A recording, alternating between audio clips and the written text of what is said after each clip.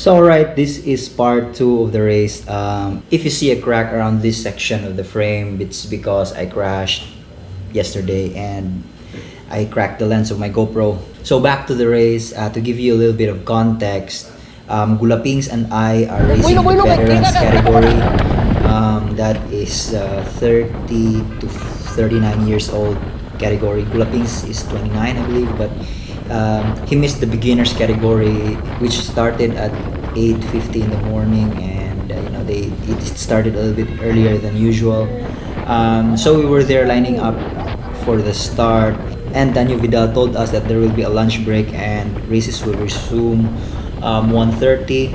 So he's the organizer, we believed him. So we went to Matana to have lunch. We actually had a hefty lunch. So we ate rice and barbecue, and then we ordered some smoothie bowls. And the moment we entered back into the SRP, the marshals and the officers that were stationed near the exit told us that the race is starting. And sure enough, once we were on our way to the starting line, our category is already starting and they're going the opposite direction. So I decided that we will just have to jump right into the pack and join the race with no warm up, with our tummies being very full. But I'll be honest with you guys, it really needs a special day to win a criterium race, so I'm not expecting to win at all.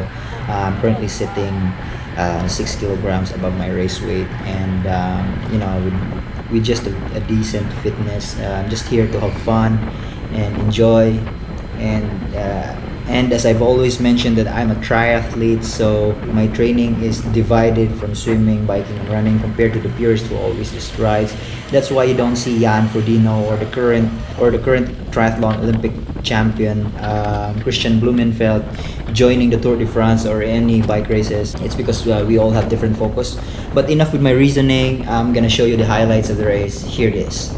So here we are with the race, going south of Cebu, going to Talisay side. The wind is very strong. It's typical Ironman Cebu weather, so it's very windy during these times. So going to Talisay side, we're going pretty slow, around 28, 29 to 30 to 32 kilometers per hour, the fastest. We were going pretty much full on, but it's very hard to accelerate going that side. As you can see here, people are really struggling to pick up speed. That's just the way it is.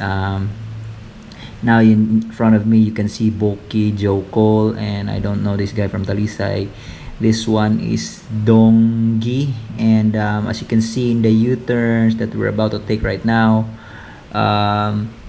look, I really do have a hard time following accelerations, because as I've said, I'm a triathlete. That's just my overused reason, but I'm trying what I can to be in this race. In the tailwind, we were going like pretty fast, over 50 kilometers per hour, and the group is getting splintered. So this is me trying to get on terms with the front of the group. This is my strategy in joining criterium races: always try to be in the front, and maybe you could be in the winning move. So I always make an effort to move up and be first on the turns, because I do believe, I like to believe that I'm very good at U-turns. And what usually happens in the U-turn is that there's some very fast accelerations like this one.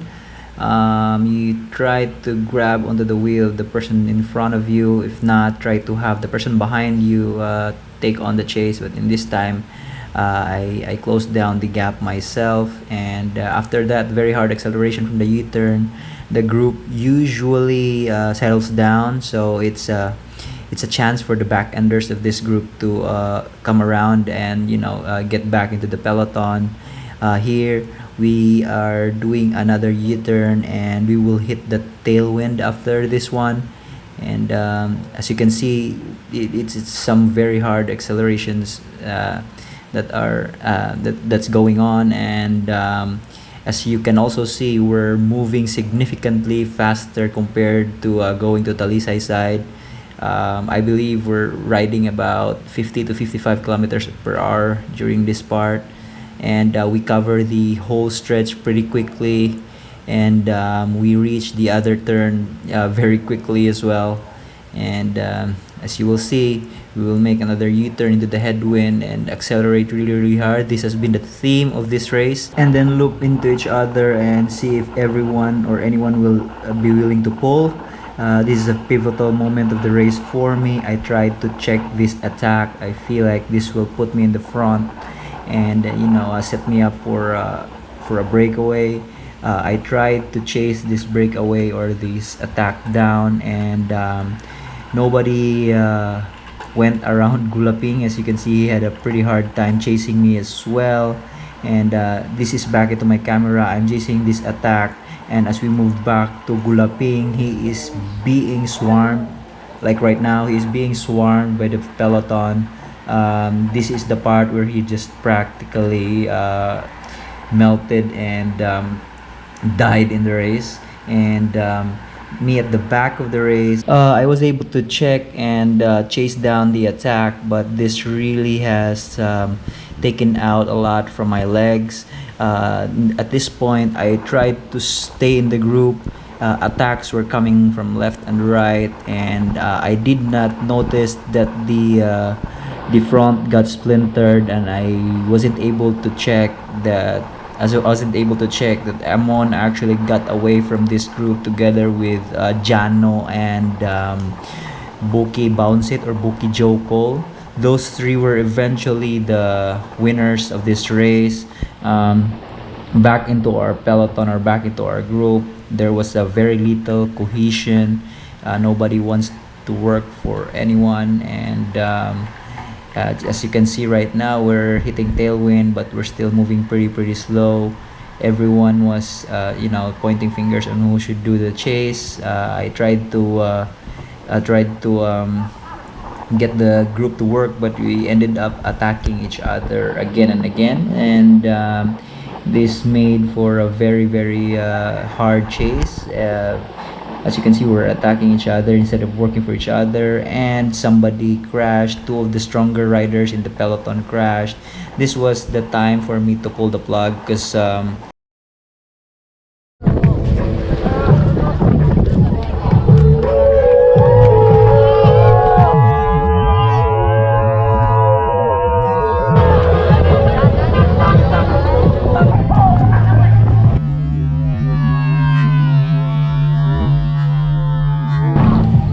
Samok-samok ang masabay niya. Arim sa mga superstar gini. So yeah, that's basically the end of the vlog. I wasn't able to include a lot of the footages after the race because there was music playing in the background. I might get hit with copyright issues in YouTube. So we were gonna race the race in Badian, but that got postponed and later got canceled altogether. But this was a very good substitute. We really had fun. So big thanks to the Weekend Bike for getting us into the race. If you are in need of high quality jerseys, caps, and even bikes, they do have very good products. Check their website. I'm gonna put it in the link in the description, or you can search them on Instagram and Facebook, The Weekend Bike. Very nice products, and I hope you enjoyed this vlog. If you kind of noticed, racing criteriums is kind of not one of my strengths, but I do really enjoy joining these events. I tend to gravitate to races that I'm not very good at. That is how I improve on myself.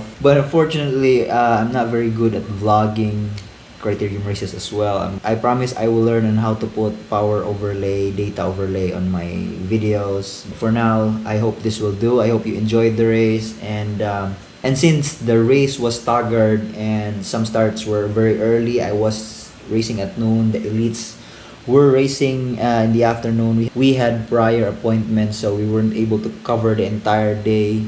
I would have loved to cover the entire day, but it is what it is. It is what the organizers did to have people, not flock on the same hour in SRP. That's very good because with the ongoing pandemic, we don't like big crowds. So kudos to the organizers again. Very well organized, and for me, it was a total success. I hope I hope after this short lockdown we're gonna get back to racing. Maybe we're gonna need to be a little more careful. But for now, this is the end of the vlog. I'll see you on the road, or I'll see you on the next vlog.